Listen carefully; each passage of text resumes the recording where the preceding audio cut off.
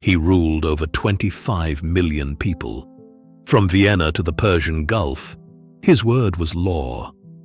Kings wrote him letters. Poets feared him. Europe trembled at his name.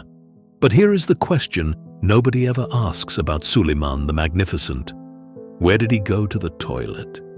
And the answer will completely change how you see this empire. Before we answer that, let's talk about the rest of the world. In 1550, the Palace of Versailles did not yet exist.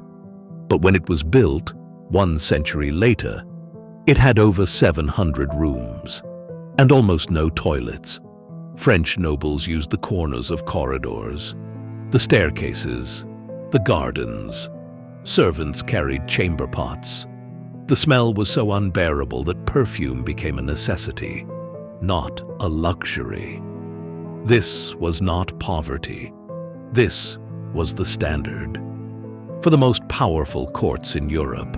Meanwhile, in Istanbul, Topkapi Palace, home to the Ottoman Sultan, seat of the greatest empire on earth, running water, underground drainage, marble chambers. The Ottomans had solved what Europe would not solve for another 300 years. Beneath Topkapi ran a network of underground canals called lagims. Waste was carried directly out to the Bosphorus, continuously, automatically.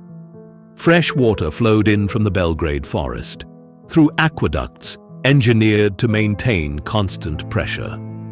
Every section of the palace had its own dedicated toilet chambers: the harem, the imperial school, the barracks, each one stone, ventilated, supplied with running water. This was not comfort. This was a system built to sustain thousands of people without disease, without collapse. The man behind much of this infrastructure, Mimar Sinan, the same architect who built the Suleymaniye Mosque, the Selimiye, works that still stand today. But Sinan did not only design monuments, he designed a city that worked.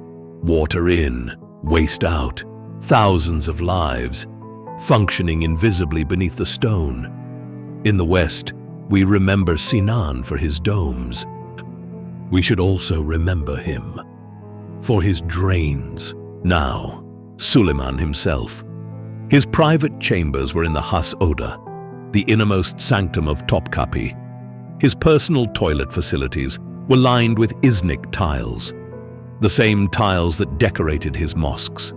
Ventilated, private, supplied with flowing water. Every morning before the councils, before the campaigns, before the poetry, Suleiman the Magnificent walked to a marble chamber. And in that moment, the most powerful man on earth was just a man. And someone had to maintain all of this. They were called the Lamjala, the canal workers of the palace, a dedicated guild responsible for cleaning, repairing, and sustaining the entire underground system. Their work was invisible, their role essential. Empires are not built on thrones alone. They are built on the people no one talks about. The Ottomans engineered in the 1500s what Europe struggled with until the 1800s. The next time you hear the word magnificent, remember, it was not just about conquest.